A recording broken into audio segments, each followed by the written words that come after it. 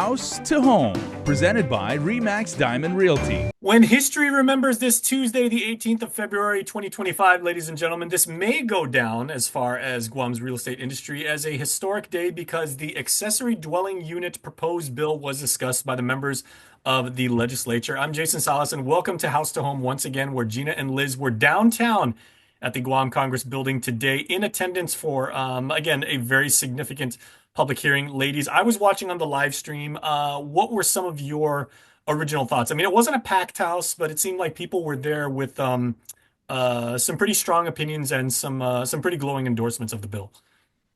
I think the panel that presented their views was very good. The different ones that came forward, especially former Senator Tony Lamarena, who was there, who supported the bill, and he pointed out that, hey, they have that in California, they have it in Hawaii. So some parts of the bill were tailored similar to what Hawaii is, but he brought up a number of points that why are we waiting this long to go through it? Senator Ada was the first to introduce this bill a number of years ago. And then Senator Chris Duenas introduced it the second time. And then he went back and did revisions. And this is the third time that it's come with, of course, some changes, because during the three times it was presented, of course, there were inputs that were received from the public and the community. So then the changes that they've made have been incorporated into this bill. So it makes it a bit more palatable in terms of how to go about it and the regulations that will have to go into play to move this bill forward. But I think the emphasis is about it's addressing the housing shortage on Guam, and that the focal point should be about addressing it. There are other, the government hasn't really done anything in terms of promoting builders, especially with the economy the way it is, with high interest rates. The construction costs are rather on the high side. So it's difficult, but at least this is one step forward to allow people to rent something reasonable for family members, because right now they're multi-generational families living together. I did bring up a point that, in the close to 30 years of doing real estate, we're seeing more couples getting together to rent a house. They can't afford to rent it on their own. So what they're doing now is teaming up as a group. Like three couples will say, okay, we want to rent and we can afford 2,500 or 2,400 to rent, but we have to team up to do that. Which is an interesting strategy because our friends in the military have been doing that for many, That's many years right. now. So You get a bunch of like guys who have been in the Navy for 2 or 3 years. They're maybe like E2s or E3s, and they all cohabitate and get a really nice place on, like, say, Sleepy Lagoon or something like that, right next to Jimmy D's. That's right. But subsidized housing, which is the Section 8 program, they've raised their rates to compete with the military. But what does that do? It leaves others who are not under subsidized housing, are the regular folks that work 8 to 5, so many days a week, and they still can't afford it. So this will allow some flexibility for people to get into homes that maybe the family will rent to them if they do an extension or build an accessory building beyond the home itself. Gina and I talked about this makes it possible, but individuals will still have to follow regulatory guidelines from the government. It's not like a free-for-all. There's still policies and procedures in place to allow for it. Okay, now Liz, you of course offered testimony, and I'm good on you for doing so before our honorable senators. Interestingly enough, Gina, at these public hearings, when it comes to real estate, you're normally front and center up at the table. You were kind of like sitting in the back. I know you had a hard copy of the policy or the proposed bill in front of you. From your vantage point, seeing both the people that showed up to offer their comments, pro and con, as well as the senators, giving their perspective, what did you see from the back?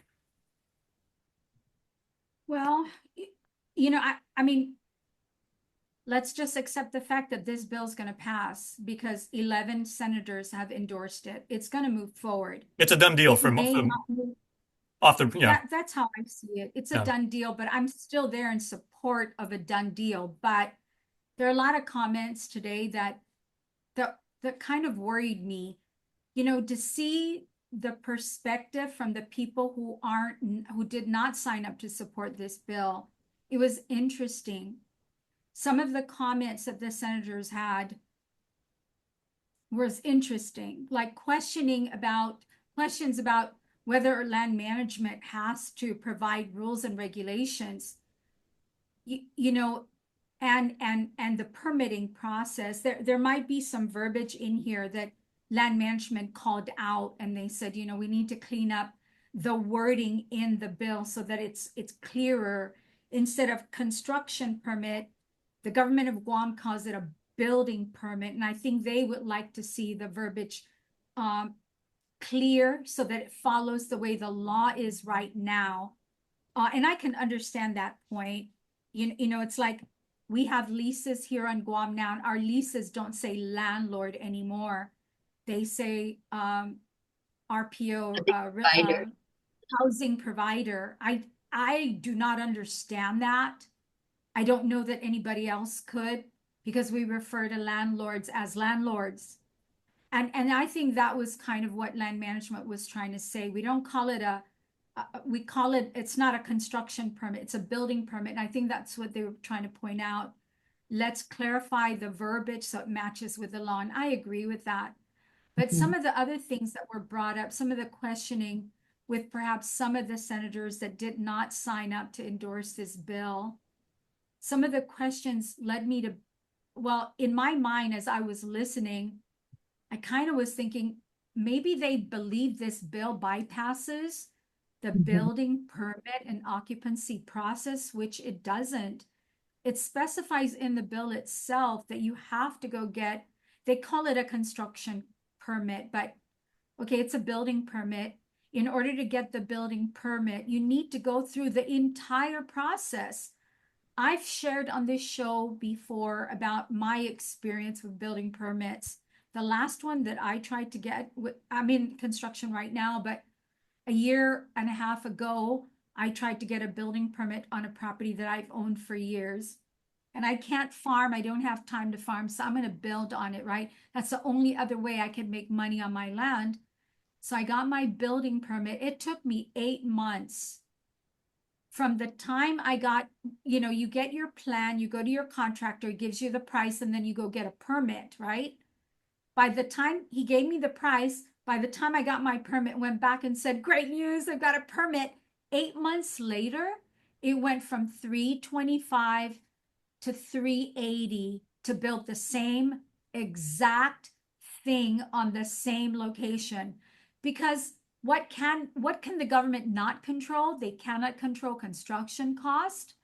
They cannot control the cost of labor, because demand and cost of bringing items in, that's what controls it. Yeah, for these kinds of projects, there are no price guarantees, or there are no like fixed rates like you would with a loan, as we always talk about in this show. Like you're getting the market rate at that moment. At that moment, if that moment takes you 8 months to get to that moment, then you're going to pay the price. And there was some other thing that were brought up, some other concerns, and although they are absolutely legitimate concerns, well, if we allow people to build these accessory dwelling units on their existing property that already has an existing home, what's going to happen to the yard space? I mean, we're taking away yard space from families. We're taking away privacy from families, because now you've got, 2 homes in 1 yard, and perhaps your neighbors aren't going to appreciate that now, instead of having 1 home, there's 2 homes on that yard.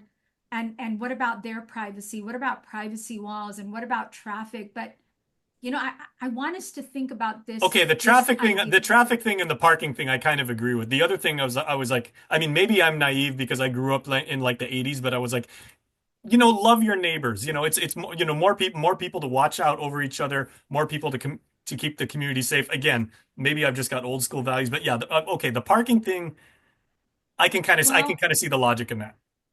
Well, Jason, here's the deal though. if I have a family who doesn't have a roof over their head, I don't know that they're going to be concerned about their yard space or their privacy issues. They have no place to live, affordable place to That's a live. fair point. That's true. That's very true. And so to be concerned about that, let's be more concerned about allowing families to provide for themselves, because we're certainly not saying we're going to go out there and build it for them. The government's not going to help out and give you funding to build it for you. You have to figure that out yourself. We're just giving you the ability to figure it out.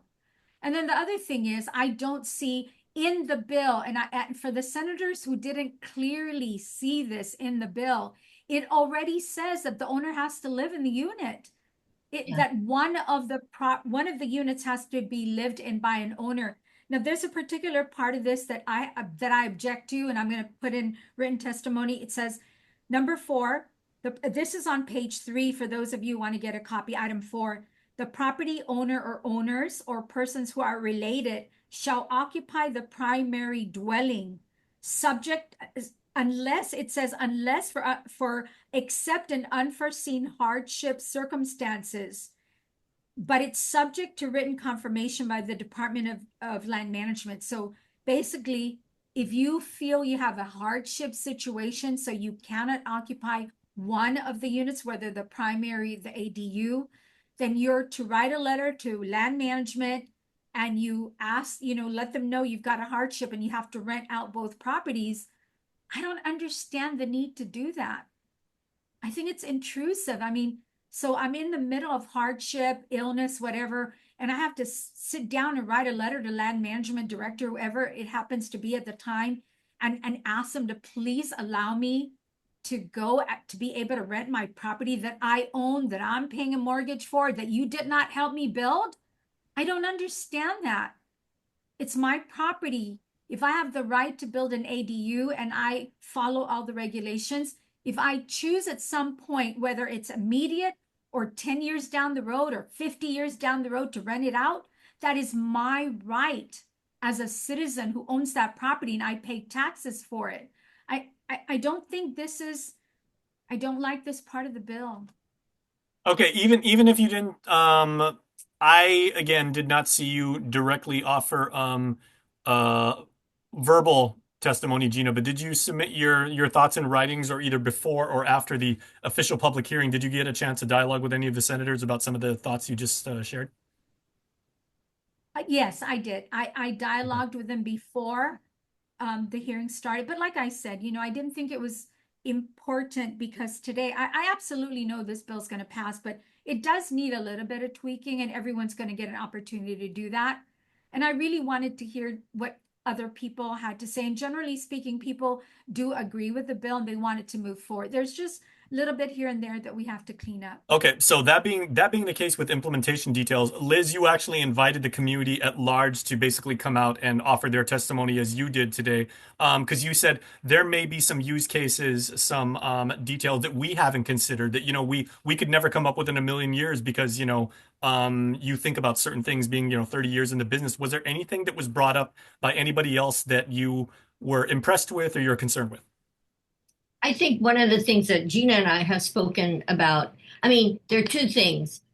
There's a shortage of housing. What is being done? And former Senator Lamarena brought it up, and Gina and I have talked about this, that there was a collaboration between the Kaiser Group and the government of Guam, and they came into the island, and then they built houses in Dededo, affordable houses in Dededo. I think that happened after Typhoon Karen. So you look at Dededo, it's the northernmost populated area, and they did that project. And Senator Lamarena brought that up, that why can't the government step in again, knowing that we have this shortage, and then collaborate with a private, it could be off island, it could be local, or offer some incentives for developers. Now, you do have the high cost of construction and of course, but there's got to be some way to entice developers, off-island builders to come and do something to help us with the shortage. We keep talking about it. We've talked to the government, we talked to the senators, yet the ADU bill is one step forward to making something happen to address the shortage issue. But again, there's got to be something done to boost, construction again. I mean, we're Yeah. the beginning of the year. Gina and I are thinking, well, it's a great 2025. Hopefully, as time progresses with the new president in place, that things will get better and interest rates, we're still hoping that interest rates drop to help people be able to make their monthly mortgage payments below the 3,000 mark level right now. Yeah, I mean Based on we're only a couple days past on the calendar past Valentine's Day, but the second fiscal quarter is right around the corner. that's right. That's Yeah, so I right. know there are some people like on the business side and on the financial side who definitely are going to be watching this very, very intently. Gina, some final thoughts from you, please. Well, I just want to point out the ADU bill is not the solution to our housing crisis. It's an option for families to use to build on their land, but it's not a solution. And I agree with Liz. The government of Guam, there comes a point where you've got to address these issues. And the government of Guam, there are things it cannot control, and we accept that. But the things that it can really contribute to and control is streamlining the building permit process. Absolutely, I think they need to look at that. They need to take another hard look at infrastructure, because for a lot of developers, one of the big critical things that brings cost up for them is infrastructure. They bear, and so does citizens who build. If you build on your own lot, you bring in the water, power, and sewer. If sewer is within 500 feet, or maybe it was 250 feet, you have to bring that in yourself. This is a tremendous burden. And I have sat through public hearings before where GWA has sat there and said, well, it's very difficult for GWA to bring this in, to bring in infrastructure, water and sewer, because it's so expensive. Well, what about the community? If GWA has a hardship doing that, my goodness, no wonder we don't have too many developers anymore. I mean, how many projects do you see out there from developers that are saying, hey, give me a chance at it. I'll build housing for your community. And there's a couple of issues with that. It's the process to get the permits, the process to get through GLUC approval. It's such a long, tedious, costly process. I've had developers go through it for about 2 years, and then they've just said, I'm done. I'm out of here. 2.5 years and this much money into it. I'm done. I can't do it anymore. And they've thrown their hat in the bucket or down the drain and just left island. Liz and I know too many people that did that. They just couldn't deal with our process. So I think it's time, that the legislature, the people in our government realize that the reason we have to incentivize these developers is because they're building for our community, and we have to do something to get them to want to do it. Sometimes, guys, it isn't just about the profit. Yeah, you're going to make money, but if you feel like you shot yourself in the head to do it, people will give up and leave, and they have done that. As much as we're concerned about our citizens leaving the island, we should be equally concerned about the developers who've left our island too, because they're the ones building for us. We certainly can't do it for ourselves in a big scale. There you go. Well, Yeah. Gina did not give her own testimony, but she gave some pretty strong words right there. Okay, thank you, No, Gina. Okay, I, Liz, go no, ahead. I was just going to add to Gina's comment. I just met with someone, what's today? Tuesday. I met with someone yesterday who's developing 2 homes on Cross Island Road and 2 in Manilao. And he was telling me the cost of bringing in a water line that he's being required. And so I was going to have to go inspect and calculate what could he ask once his building is done. But then he's got this price point, and then he has to tack on top of it the infrastructure costs. So we're kind of concerned that I might be able to come up with a price that he could sell it for, but he won't recover from his construction costs. So those are valid points that Gina brought up, that there's so many added factors in building.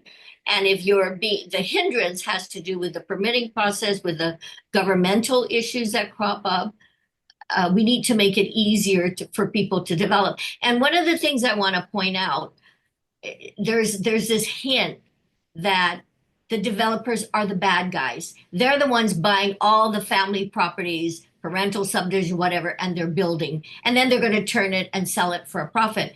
But why? Who are they going to sell those homes to? They're not selling it to someone from California. They're not selling it to someone from Florida. They're selling it to the people of Guam. And if the people can afford the price that what's wrong with that? So developers are not the bad guys. And I think we want to make that point across, that even if they buy your property, who are they to tell you you can't sell it, Jason? Right? Absolutely. There you go. Yeah. Or what you can do with that property. It's yours. And legally, you have the right to do whatever you choose to do. Okay. But tying your hands. Okay, and then, Not- ladies, it is kind of apropos how the Guam Congress building down in our capital of Hagan is literally right across the street from the Cathedral de Basilica. So after the public hearing, did both of you go across the street and light a candle? We went right We back to always- work. Hey, we said our prayer as we were driving. There you go. Well, Liz, that Liz Academy is your alma mater, so like Hey, I'm having the girls over tonight. There- Class of 71. there you Therese, go. one of our girls are back. Therese Santos Banta is here visiting Island. So whenever one of our girlfriends come back, we get together. There you go. Well, hopefully the prosperity and the goodwill will continue with the assumedly forthcoming passage of this bill. So we'll keep on top of this for you. And ladies, thanks so much for exercising your right as citizens to make your voice heard. Thank you, Jason. All right, see you next week. House to Home, presented by Remax Diamond Realty.